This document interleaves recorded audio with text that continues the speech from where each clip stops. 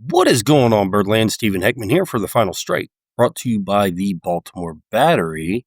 And we're actually coming to you with some good things going on. It's nice. It's been a hard season to actually find, you know, a lot of positives to talk about. But, we've had a 6-game winning streak going into last night's game, which unfortunately we lost. But not the end of the world. We actually are back to single digits in the wild card standings. We are still double digits in the AL East and still in the bottom of the cellar. But there's drastic improvements across the board. Gunnar Henderson's starting to hit. Jackson Holliday, who's playing more and more on a regular basis, is actually showing what he's capable of. Unfortunately, we did lose Ryan Mountcastle, but it's brought Mayo back up. And between Mayo and Ryan O'Hearn, who's having an all-star season right now, or at least, putting out a resume for an all-star season, things are going pretty good. Sagano's been pitching well.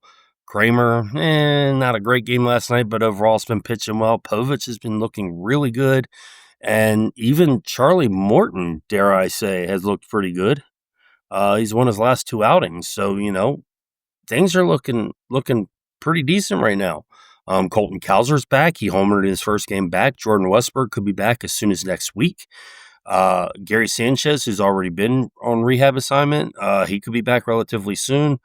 If he can get his bat going, that'd be a big pickup because I kind of like, Maverick Hanley chilling with us, up in the big leagues. The guy's very good with the pitching staff because he's worked with most of them. He's doing well. He's a fighter at the plate. He knows how to bunt.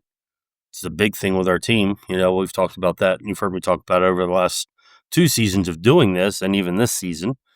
But things are looking good under Tony Manzalino. There's some good things happening. We're actually averaging 4.7 runs per game under him, and we're 10-8 in the 18 games that he's managed. So there's definitely drastic improvements. And, if any of you read the recent article that was released, the Baltimore Battery Q&A, in there I actually pointed that, it's not so much as the coaching change, which I'm not saying the coaching change had nothing to do with it, but I'm saying that the coaching change, what changed in that aspect is the fact that players have definitive roles now. And what I mean by that is Jackson Holliday is playing on a regular basis. He knows he's going to be the everyday second baseman, so he's got to prepare for that. Okay? So Ramon Urias right now, he knows he's currently the everyday third baseman. Emmanuel Rivera will fill in time to time. But until we get Jordan Westburg back, Ramon Urias knows what his role is. Same thing, Dylan Carlson, Ramon Laureano.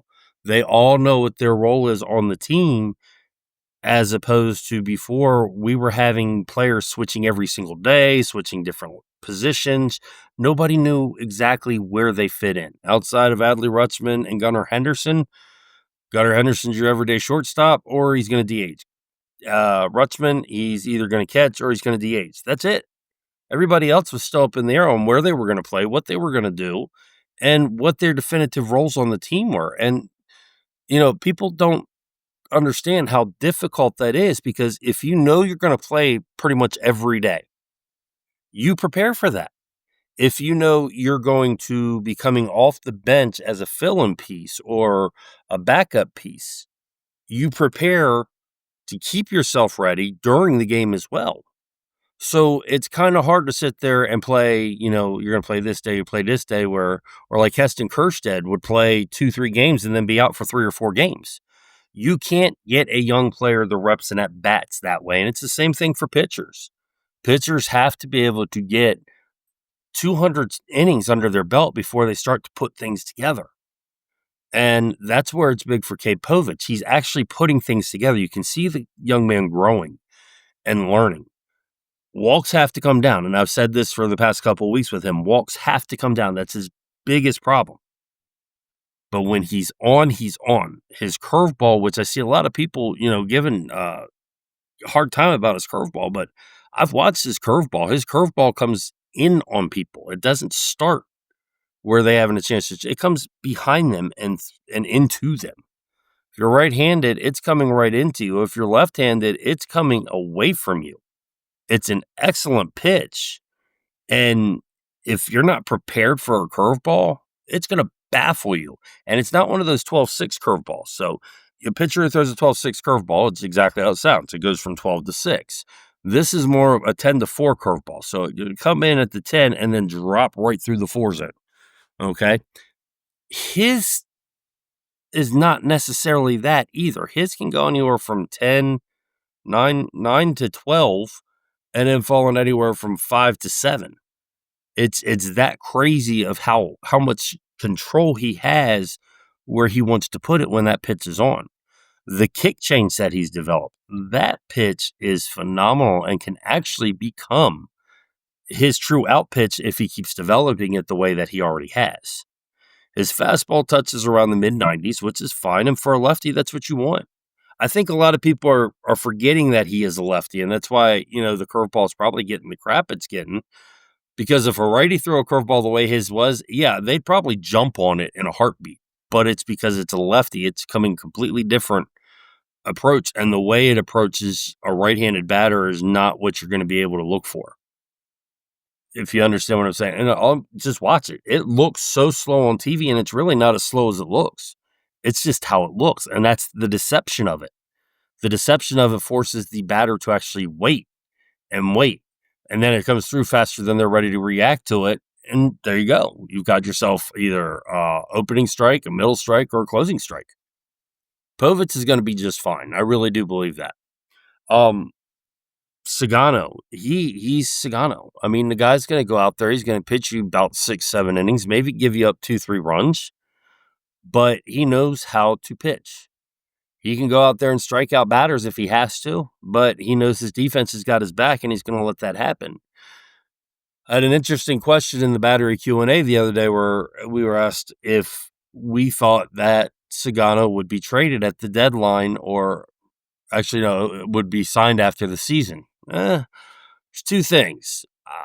Depending on where we are is going to be everything here right now, okay? And that's the big thing, and that goes for anybody on the team when it comes as that trade line's coming and we're getting closer to All-Star break and all that chatter starts picking up. There's going to be a lot of things that determine that. Me personally, in my opinion, believe if you're more than 10 games back of the wild card headed into the month of July, it's time to move on. It's time to prepare for next season, finish out the year as strong as you can, but prepare for next season. Get rid of anybody you can get, good prospects or even major league ready talent for. Do what you can to salvage some of this season and make it better so it shows we're improving for next season as well. Now, historically, no team has ever been 18 games under 500 and made the postseason. So if the Orioles happen to do that, they would be the first. I'm not saying it can happen. If they play ball like they've been playing the last week, there's a very good possibility, and that's even before we get Grayson Rodriguez, Kyle Bradish, Tyler Wells back. And I know people are cringing with each one of those names, especially Grayson Rodriguez. The guy's going to help us, and as long as we get him back there and out on the mound, he's going to be a benefit for our team. I know a lot of people are giving up and ready to be done with him, but I've seen so many people give up on pitchers early in their career because they had some injury problems, and then they go somewhere else and they become this nice lockdown top of the front line rotation piece, and then people are kicking themselves in the ass. So Grayson Rodriguez is honestly going to be okay. His track record indicates that he's going to be okay. All right, he's not one that is injured a lot the last 3 years. Of course, does change that. But one of the things that he was working on this year was alleviating stress in that lat area during his windup, which I think is what led to the forearm problem. And as he was coming back from the forearm problem to alleviate the pressure on the forearm, he went back to his old windup, which is what caused the lat strain to happen again. So I think a lot of it is him tinkering with the windup to get used to it. A lot of it might be just the way to strengthen that muscle in that area, but we'll get him straight. He'll get back to us and we'll be fine.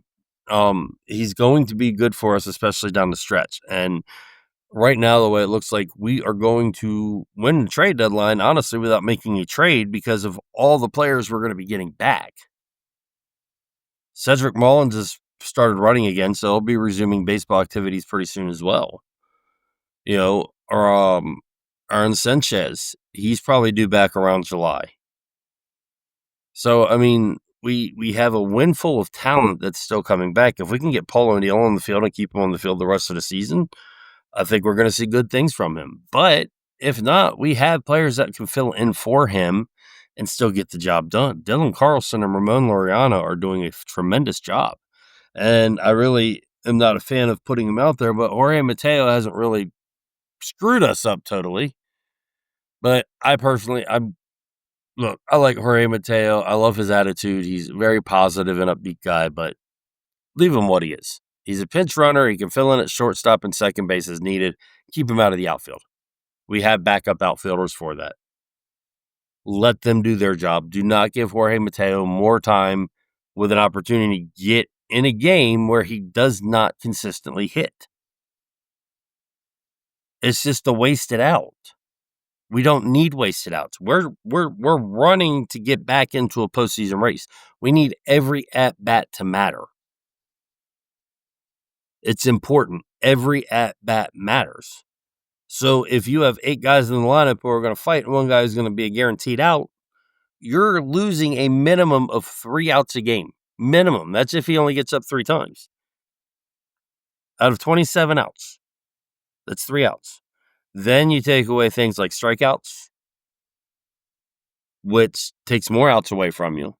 So you have this formula where it shows just how productive a team is. And basically what it is your ground outs, fly outs, strikeouts, all you lose a point. You get a point for a single, 2 points for a double, 3 points for a triple, 4 points for a home run. If you ground into a double play, you lose 2 points. If you reach on an error, you still lose a point. And basically the way you do is you compile it all up at the end of the game and you get an average number, which it comes out to, sometimes positive, sometimes negative. And it's actually a track record to show just how well your team is doing over a period of time. And this formula I've used every season. Last season, the Orioles were in the positive more than they were in the negative. This year, we've been in the negative quite a bit. So, players like Jorge Mateo are the reason that number is always going to be in the negative, which shows that your team's performing below what it should be. And it's not an exact science. It's not specified and specific to how sabermetrics and all that stuff works. Everybody knows I'm not a fan of them. I use them, but I'm not a fan of them. It's just a simplified formula so I myself can see how positively and negatively a team is performing in games. And it's an interesting formula. It really is, because it takes away the root of averages and OPS and slugging and expected OPS, expected slugging, expected average, all that stuff. It's just a simple formula. If they're in the negative, they're doing bad. If they're in the positive, they're doing good. If they're even, we got problems. But it's just a simple formula. That's all it is. But back to what I was saying, I like Jorge Mateo. I just don't think he needs to be the super utility guy. Dylan Carlson, Ramon Laureano, and even Heston Kjerstad in the outfield have been doing fine. Let them do their job. If you're going to keep Mateo on the team, second and short, that's where you can play. He can pinch run. If not, get rid of the guy. Throw him in a package deal at the trade deadline. Do something, but don't take away from other people who can produce. Dylan Carlson's been producing. Ramon Laureano was producing before he went on the IL. Don't take away from those people who are capable of filling in and us not missing that big of a beat. Jorge Mateo puts a crinkle in that. And like I said, I like the guy. I love his personality. I think he's one of the stronger defensive players in the game when he's focused. And he has one of the strongest arms in the game. He's the 4th fastest guy in baseball, so his speed matters. And anybody who's watched the game this year, when he gets on base, it screws with the pitcher. The pitcher ends up messing up how he approaches at the plate. because he's so focused on the runner, make sure he wants to get the ball to the catcher in case he runs to try and get him out. Then the catcher's in their head thinking the same thing. If I get the ball, I got to throw it to him. I hope I don't overthrow it or bounce throw it or something like this. He just completely changes the approach of the battery when he's on base. That's where he's integral and important to us. That's why him as a pinch runner is so important to us. If the guy would learn how to bunt, he could play 162 games and have 162 hits every year. Because people, even if they knew he was going to bunt, he could still get on there.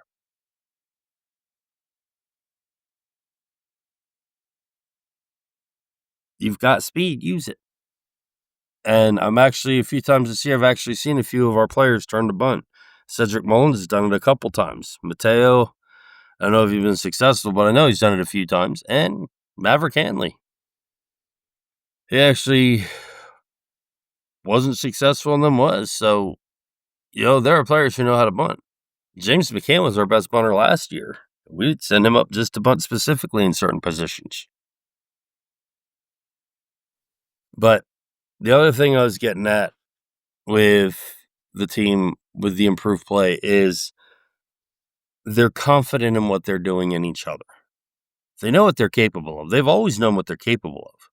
But now that they have a defined role on what they're supposed to do at their position or where they're playing or how often they're playing, it gives them the ability to focus and harness the talent that they have and put it out there. I mean, you can't have a guy go out there and, all of a sudden go on a 10-game hitting streak and say, I'm going to give you the day off. Why? Why mess with what's working? It's like Jackson Holliday was playing on nearly every day or every 2 days. And it was messing with him getting comfortable and getting this big league at bats, which you need. And as you see, he's getting those at bats. He's hitting better. Both his hits yesterday, extra base hits, a double and a home run. He has the capability of being a 2020 man. If I remember correctly, I think I predicted it this year. It was either a 2020 or a 2010 man was one of my predictions for Jackson Holliday this year. And when we get Jordan Westburg back in the lineup, I really hope what I see with the lineup then is you have Holliday leading off with Westburg batting second. Then I would have Rutschman. Then I would have Henderson and O'Hearn. Depending when O'Neill comes back, then I to Couser, O'Neill, Mullins. That lineup would work. You have your power evenly spaced. You have balance of speed up and down the lineup. And you have two of your best contact hitters leading off the game, with Cedric Mullins batting the ninth spot, who's one of your most aggressive and clutch hitters, with speed, getting the table set as well. But there's a reason I'm here and not making millions of dollars. So we're going to see if the play continues. I really am excited. It's nice to be able to come on here and speak positivity about the season versus where we were headed before. So we're hoping that it continues. We want that Oriole magic back. We want to see our team succeed. It hurts when we lose. It sucks when we know that they can do better and we're losing still. Appreciate everything Brandon Hyde did for us. Did a tremendous job while he was here. I know there were times that some of his moves and decisions were questionable, but he did what he thought was best. He gave us a good 7 years. He helped develop quite a few players and did a lot for a lot of players. So kudos to him. Wish him best on his journey going forward. We'll intern with Tony Manzalino the rest of the way. And next week, I think we'll start getting into possible replacements. Who could be the next person to guide the Orioles? I think that's what we're going to discuss next week. Let's enjoy the positivity right now. Let's have some fun. Let's go beat the A's tonight. Continue our move forward. June turned, and we've arrived. So let's continue it on the rest of the season. I want to give a big shout out to Hero Company, who makes Foxhole coffee. If you're a coffee lover like me, that's what I've been drinking on here, is my iced coffee. Hero Company manufactures and distributes Foxhole Coffee. You can find the link in my TikTok profile. You can also find the link in my YouTube profile. Premium cold brew coffee. Great thing about this is you get about 28 servings per bottle. I get 28 servings. It says you should be able to get 24, but I get about 28. Okay. Top doubles as a teaspoon if you don't have one. Takes 1 to 2 teaspoons per every 8 ounces of water. Okay, hot or cold. You can add your own flavoring. You can add sugar. You can add your own creamer. I usually use the creamer. I use water. And me being a diabetic, it does not affect my blood sugar that much, which is great. So that's another positive with this. Also, the biggest thing and the main reason that I've partnered with Foxhole and Hero Company is because Foxhole Coffee supports military victims of PTSD, and helps shelter, train, and get those members their service dogs. So it's a company that works for the veterans. All the money and proceeds do go to helping veterans and also helping shelter and train these dogs. And the video of watching how one of these members of service who gave and sacrificed their life for our country, how they choose what dog will benefit them and be their companion going forward. It's touching. It's a very heartwarming thing. And if you go to hero.com, you can see it. It should be posted on my TikTok profile as well. The Foxhole Coffee. Follow my link in the profile. Get yours today. You definitely will not be upset. And it'll save you money in the long run because you won't be running to the coffee stores spending those outrageous $4, $5, $6, $7, $8 prices for coffee. This is maybe $1 a day. Can't go wrong. Also, I want to give a big shout out to the Baltimore Battery. Obviously, without the Baltimore Battery, I would not be here. Just recently had the Baltimore Battery Q&A, which came out. It's the third season edition. We took questions from our listeners and viewers, and we answered them. So hopefully you agree with my answers. If not, please go let me know. See what you have to say about it.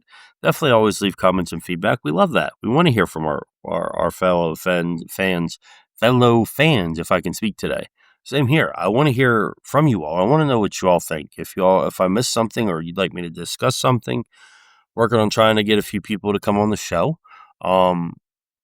O's across the pond and me have been communicating with each other. I'm going to try and get them on here. Might try to go on their show as well. So we'll see how we can get that to play out. If you haven't checked out O's Across the Pond's podcast, please do. I promise you will be impressed, especially since they're not here where we get all the news about the Orioles as much as we can. They're getting all their news over across the pond. So check them out, O's Across the Pond. I think you'll be really pleased. Don't forget to add us and them to your podcast listening list. Also, don't forget to check out the BaltimoreBattery.com where we have numerous articles out there for every different style of fan, from prospects to signings, to just news, to what's happening in the offseason, every type. Check out our writers. Which writer is your favorite? Make sure you follow them. Make sure you are leaving comments and letting us know what you think. Last but not least, I want to give a big shout out to Scooters for Rent, which is changing their name to Advanced Mobility Solution. If you're ever down in the Maryland and Delaware area, be sure you give Advanced Mobility Solution a call if you're in need of a mobility scooter. They do have 3- and 4-wheel handicap scooters that will accommodate up to 550 pounds. If you need a beach wheelchair, an electric wheelchair, or a manual wheelchair, and if you need a electric lift recliner because you can't sleep in the beds in the hotels or the condo, make sure you give them a call at 302-280-6203. Tell them Stephen from The Final Strike sent you. Till next time, Birdland, I hope you all have a wonderful week. Please keep that beer cold, and peace out until we meet again.